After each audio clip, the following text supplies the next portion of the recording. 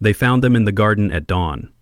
A billionaire's daughter who hadn't walked in 2 years, spinning in her wheelchair like she'd grown wings.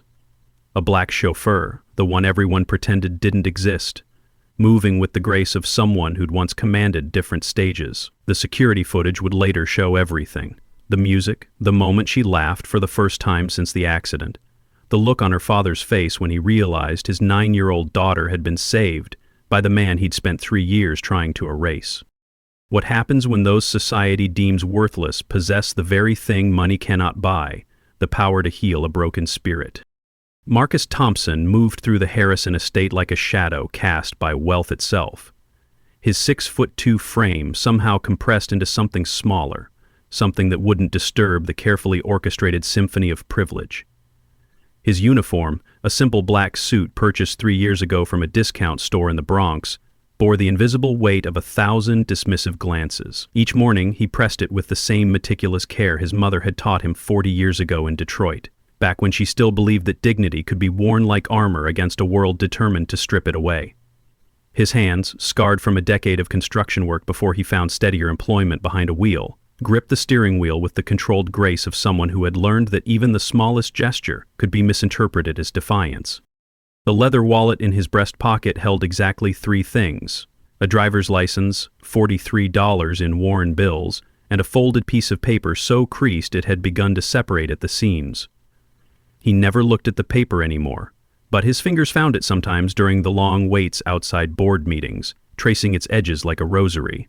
The other drivers at Harrison Industries called him the monk for his silence, not knowing that words had died in his throat the same night his world ended in a delivery room at Harlem Hospital.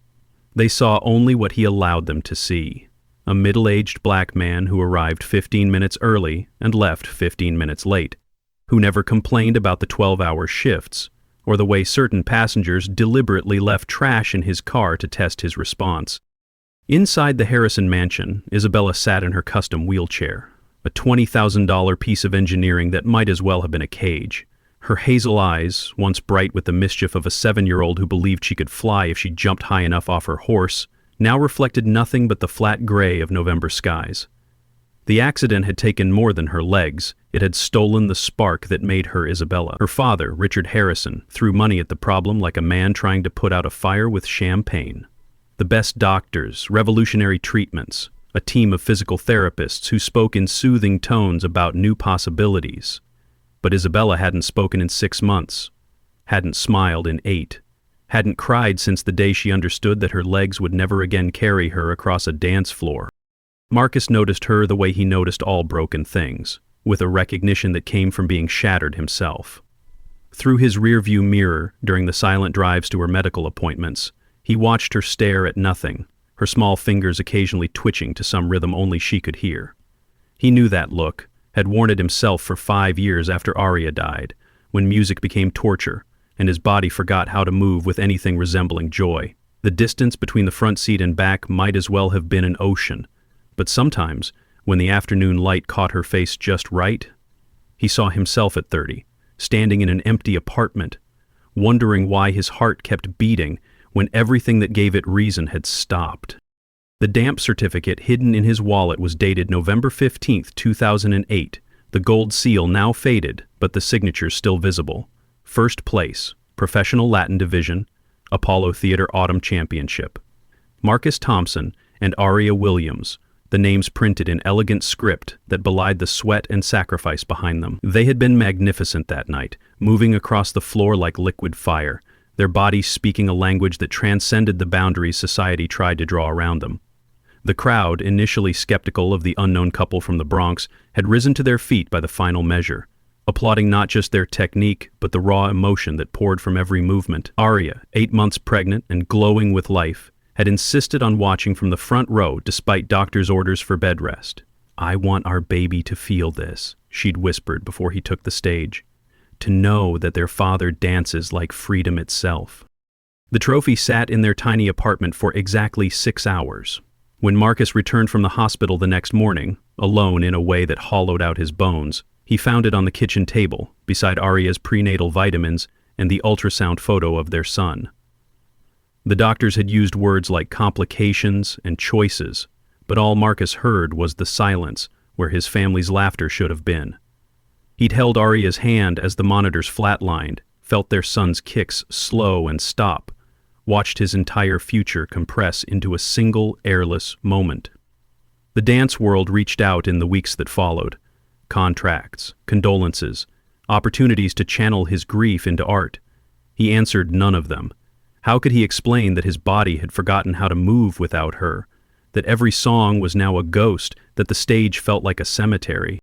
For 5 years, he disappeared into work that required nothing but muscle and silence. Construction sites where no one asked about your past. Warehouses where the only rhythm was the mechanical pulse of machinery. His hands, which had once guided Arya through impossible spins, learned the weight of hammers and the texture of concrete. He moved to a studio apartment where music couldn't find him, ate meals standing up, slept in a bed that never stopped feeling too large. The dance community whispered about his vanishing.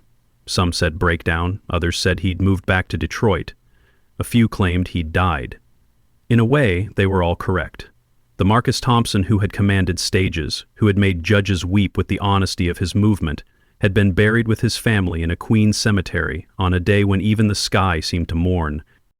The job at Harrison Industries had been a lifeline wrapped in chains. Steady work, health insurance, a uniform that made him invisible to a world he no longer wished to engage.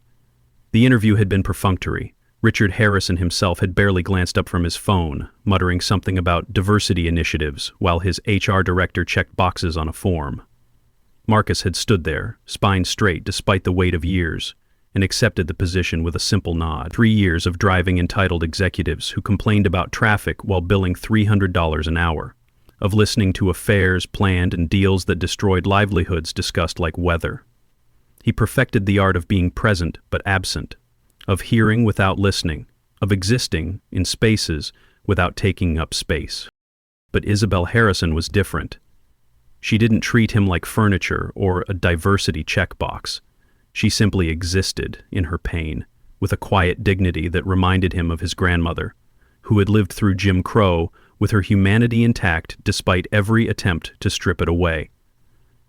Their first ride together had been 3 months after her accident. Richard Harrison had carried her to the car, awkward with his daughter's new reality, while a team of assistants fussed with the wheelchair and medical equipment. Isabella had looked at Marcus, then, really looked at him, and he had seen recognition in her eyes. Not of him, but of shared understanding. She knew he carried ghosts. He knew she had become one. The humiliations at the Harrison estate accumulated like sediment, each day adding another layer to the weight Marcus carried. Margaret Chin, the head housekeeper who had worked for the family for 20 years, made it clear from his first day that drivers belonged in the garage, not the kitchen where other staff gathered for meals. "It's not personal," she'd said with a smile that suggested otherwise. "But we have standards to maintain." The security team, led by an ex-cop named Jake Morrison, who wore his racism like cologne, subjected Marcus to vehicle searches that no other driver endured. "Random protocol," Jake would say, running his hands through Marcus's glove compartment, while white drivers walked past unchecked. "Can't be too careful these days." The household staff developed a choreography of exclusion around him. Conversations halted when he entered the garage break room. Lunch orders were collected from everyone but him. The gardeners, themselves mostly Latino and understanding the mathematics of prejudice, would sometimes leave him coffee by his car. Wordless solidarity, in a place where words could cost you your job. Marcus absorbed it all with the practiced stoicism of a man who had endured worse, who knew that reaction was what they wanted, evidence that he was exactly what they believed him to be. He ate his lunch in the driver's seat, reading paperback novels he bought for $1 at the corner store, building walls of silence that even their cruelty couldn't breach. The executives at Harrison Industries treated him like a test they had to pass for their diversity reports. Chief Financial Officer Bradley Stevens, a man who spent more on watches than Marcus made in a year, would announce Marcus's arrival to his colleagues with barely concealed disdain. "Harrison's diversity hire is here," he'd say, the words dripping with implications about quotas and qualifications. Marketing director Jennifer Walsh had once spilled an entire latte in the back seat, then complained to Harrison that Marcus's aggressive driving had caused it, despite the car being parked at the time. Human Resources suggested Marcus take professional development courses, to better serve their elite clientele. The same week they hired a white driver with a DUI record, who was welcomed without conditions. Board meetings were exercises in elaborate humiliation. While other drivers waited in the executive lounge, Marcus was directed to remain with his vehicle regardless of weather. During a December blizzard, he'd sat for 3 hours with the engine off to save gas. Harrison had complained about fuel costs while ice formed on the inside of the windshield. When COO David Park finally emerged, he'd looked at Marcus shivering in the driver's seat and asked cheerfully if he was from somewhere warmer originally, as if cold was a matter of birthplace rather than circumstance. The conversation that followed, with Park questioning whether Marcus was really qualified for such a sensitive position, took place while Marcus's fingers were too numb to properly grip the wheel. Richard Harrison himself wielded his power with the casual cruelty of someone who had never been powerless.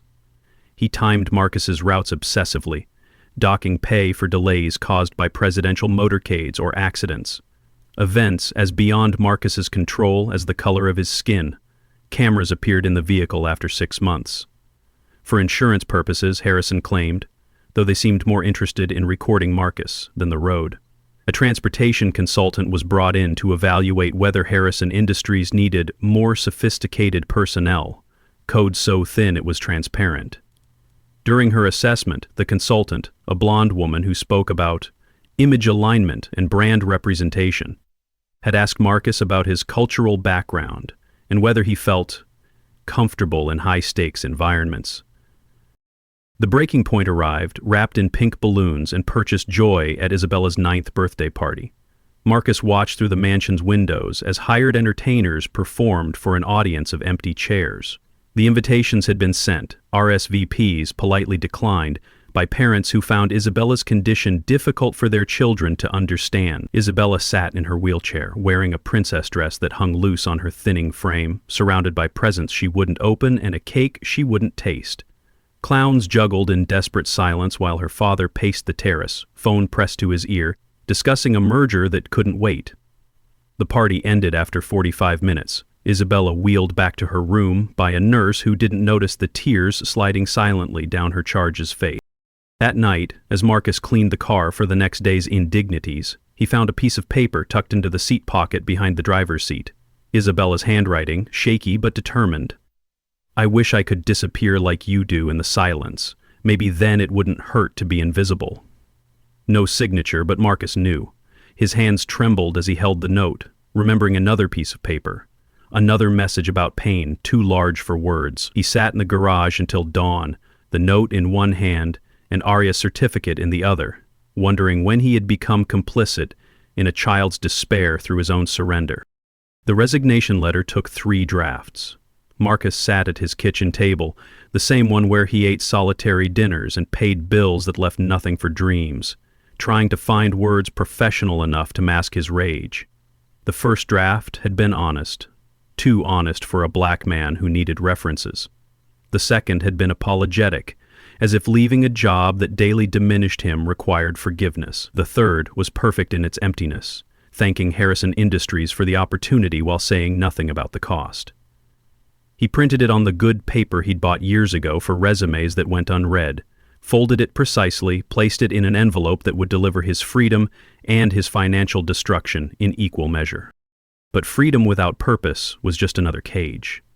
Marcus stared at Arya's photograph, the one from their wedding where she'd kicked off her heels mid-ceremony because love shouldn't hurt your feet, and heard her voice across the years.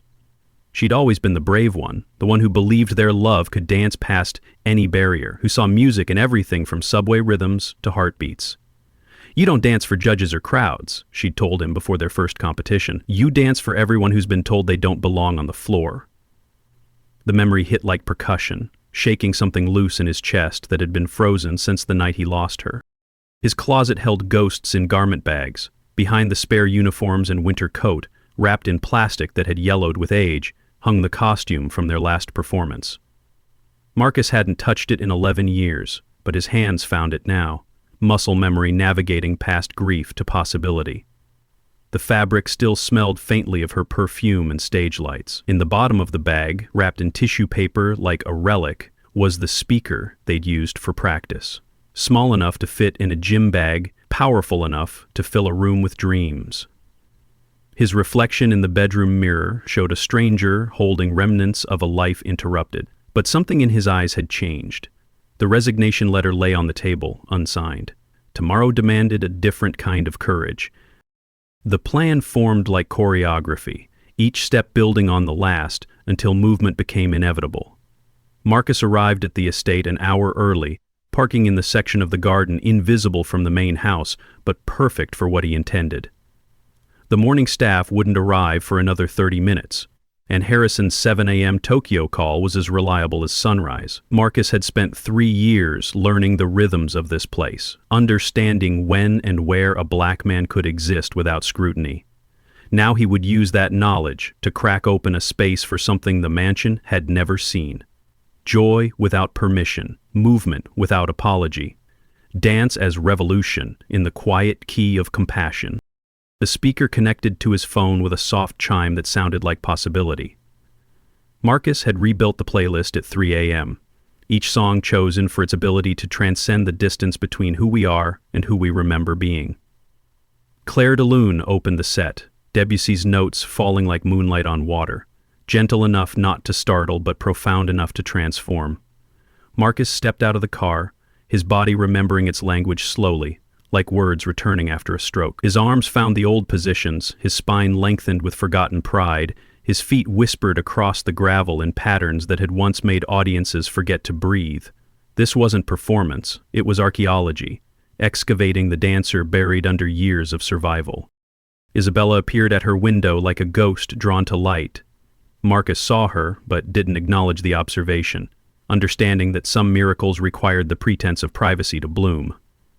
He let his body tell the story his voice couldn't, of loss that didn't mean ending, of paralysis that existed in many forms, of the choice to move when movement seemed impossible. The morning sun caught the silver in his hair, transformed his weathered face into something timeless, made his simple black suit look like a costume designed for this exact moment.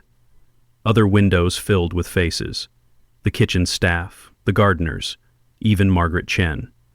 But Marcus danced only for the girl who had forgotten that wheels could be wings. The back door opened with a whisper that sounded like fate. Isabella maneuvered her chair onto the terrace with the determination of someone crossing a battlefield. Up close, Marcus could see what the distance had hidden. The way her arms had grown strong from compensating for her legs. The fierce intelligence in eyes everyone mistook for emptiness. The dancer's posture that no accident could steal. She watched him move with the intensity of someone memorizing a map to somewhere they desperately needed to go. When the music shifted to something with more rhythm, her upper body began to respond. Tentative at first, then with growing confidence as she realized her paralysis had borders it couldn't cross. Marcus had brought the chair from his apartment, a modified wheelchair he'd helped design years ago for a student who refused to let spinal injury end her dance career. The wheels moved like ball bearings, the seat swiveled 360 degrees, the arms could be removed to allow for greater range of motion.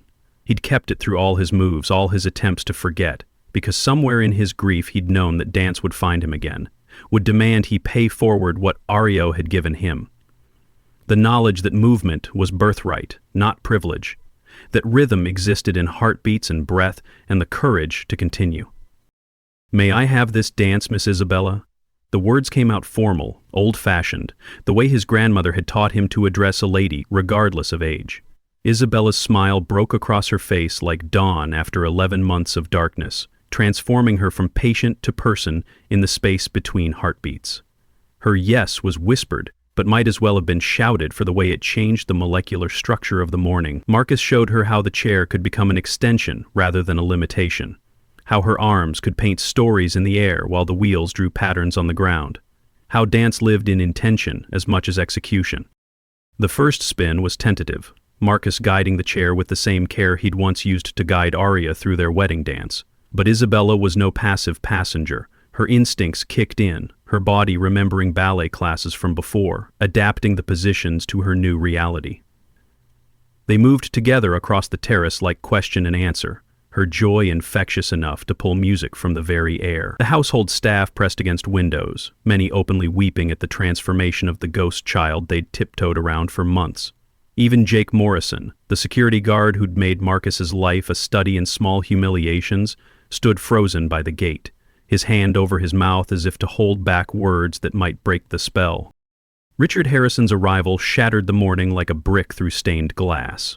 He burst through the French doors with the fury of a man whose control had been challenged, his face twisted with the particular rage of finding his property, for that's how he saw both daughter and driver, engaged in unauthorized joy. "What the hell do you think you're doing?" The words came out sharp enough to draw blood, aimed at Marcus with the precision of someone who knew exactly where to strike. The music stopped. The dancing stopped. The world held its breath, waiting for the collapse that always followed such moments of transcendence in places built on hierarchy. But Isabella had found her voice in the movement, and she wielded it now like a dancer hitting their mark. "I'm dancing, Daddy. I'm dancing." The words came out clear, innocent, and devastating in their simplicity. She wheeled herself between the two men, taking her father's manicured hand in one of hers and Marcus's scarred one in the other, creating a bridge between worlds that had never been meant to touch. "Dance with us, Daddy. Marcus showed me I can still dance." The please was unspoken, but hung in the air like humidity, impossible to ignore. Richard Harrison stood at the crossroads of his carefully constructed life, his daughter's hand small but insistent in his, pulling him towards something that stock options and board positions hadn't prepared him for. His eyes found Marcus, really saw him for perhaps the first time, not the uniform or the skin color or the convenient symbol of corporate diversity, but the man who had given his broken daughter back her wings. The security cameras had recorded everything, would show later how Isabella's smile had returned, how her voice had emerged from silence, how a driver making $15 an hour had succeeded where million-dollar specialists had failed. The math of it didn't compute in Harrison's world, but mathematics had never been able to measure love. The facade cracked like ice in spring, revealing something human underneath the billionaire's armor. She hasn't spoken, hasn't smiled. The words came out, broken, each admission a small death of the image he'd protected more fiercely than his actual family. He watched Marcus carefully lift Isabella from her chair, supporting her legs with the tenderness of someone who understood the weight of carrying what couldn't carry itself, and saw his daughter laugh. Really laugh, not the polite sounds she'd made for doctors, but the uncontrolled joy of a child who'd remembered play. The entire household staff stood witness to the miracle, their tears an indictment of every moment they'd participated in the systemic dismissal of the man who'd just proved that angels sometimes wore chauffeurs' uniforms. Harrison's pride wouldn't allow for apology. Men like him had been trained since birth that admission of error was weakness that markets would exploit. Instead, he offered what he could. Perhaps you could show her more?" The question came out stiff, formal, like a contract negotiation rather than a father begging for his daughter's happiness. Marcus simply nodded, the same economical gesture he'd used to accept every indignity, but this time carrying the weight of victory. He settled Isabella back in her chair with the care of someone placing a crown, then leaned close enough that only she could hear. "You were always a dancer. I just reminded you." The resignation letter made its way to Harrison's desk anyway, placed there with the same precision Marcus brought to everything, aligned with the edge, positioned where it couldn't be ignored. The difference was in what it represented now. Not escape, but choice. Not surrender, but the ultimate assertion of worth. Marcus Thompson would not be bought with raises or promotions or the sudden recognition that he was human. He had given what couldn't be purchased, the gift of movement to a child frozen by more than paralysis, and in doing so had demonstrated that some forms of wealth couldn't be measured in portfolios. The next morning brought changes wrapped in Harrison's particular brand of emotional constipation. A new Mercedes sat in Marcus's usual parking spot, keys on the driver's seat, a note in Harrison's handwriting. For the dance instructor. The car was worth more than Marcus would make in 5 years, a gesture so tone-deaf it achieved a kind of perfect pitch. Marcus returned it without comment, continuing to drive the 10-year-old Honda that knew all his secrets, understanding that some men could only speak in currencies and that translation would always be imperfect. What mattered was what happened at 2:30 each afternoon, when Isabella would appear on the terrace and Marcus would show her new ways to fly. The dance sessions evolved from secret rebellion to sanctioned revolution. Other children from Isabella's medical facility began joining Sarah, who'd lost her leg to cancer but not her determination to leap. James, whose autism made traditional dance classes overwhelming, but who found peace in Marcus's patient guidance. Lily, whose cerebral palsy had convinced her she'd never be graceful until Marcus taught her that grace had nothing to do with conventional movement. The terrace became a studio where wheelchairs waltzed and crutches kept time, where the only requirement for admission was the willingness to believe that bodies were instruments that could make music regardless of their perceived limitations. The gardener's grandson, Diego, started arriving early to help Marcus set up speakers and clear space. Margaret Chen, who had once banished Marcus to the garage, now brought tea and cookies for the children, her eyes soft with the particular shame of someone realizing how wrong they'd been. Even Jake Morrison, wrestling with prejudices that had been carved into him like scars, found himself offering to help with the heavier wheelchairs. His transformation, painful and incomplete, but genuine in its attempt. The household that had once conspired to make Marcus invisible now orbited around the joy he'd brought to their most broken space. 6 months later, the rehabilitation center's auditorium filled with an audience that didn't quite know what to expect. The program simply read Dancing Without Limits, choreographed and performed by the students of Marcus Thompson, though he'd insisted his name appear in small print. Isabella had designed every moment of the performance, her vision shaped by understanding that dance was conversation between possibility and reality, that wheelchairs and crutches and braces were simply different vocabularies for the same human need to move with meaning. The lights dimmed, music began, and 23 children, who'd been told they'd never dance again, proved the doctors wrong. Isabella led them with the fierce joy of someone who'd been reborn in rhythm. She'd choreographed her chair like Aria had once choreographed her body, with intuition that transcended technique, with emotional honesty that made technique irrelevant. The audience, prepared to offer polite encouragement to special needs children, instead found themselves witnessing art that redefined their understanding of ability. Parents wept openly, siblings cheered, and in the back row, Richard Harrison sat beside the driver he'd once tried to erase, both men understanding that some educations came at prices that couldn't be calculated in traditional markets. The standing ovation lasted 7 minutes, but Marcus had already begun his exit by minute 3. He knew the shape of endings, understood that the best gifts were ones that didn't require the giver's presence to remain powerful. Isabella found him in the parking lot, by the Honda that had carried them both through different kinds of storms. Her eyes held questions and answers in equal measure, the wisdom of a child who'd learned that love sometimes looked like letting go. Harrison followed, his designer shoes uncertain on the asphalt of Marcus's world, carrying an envelope that Marcus didn't need to open to understand. Smile to Juilliard's adaptive dance program, Harrison said, the words carrying wonder and fear in equal measure. For the first time since they'd met, he looked at Marcus as one father to another, understanding that parenting was about more than providing, that sometimes the greatest gift was admitting you didn't have all the answers.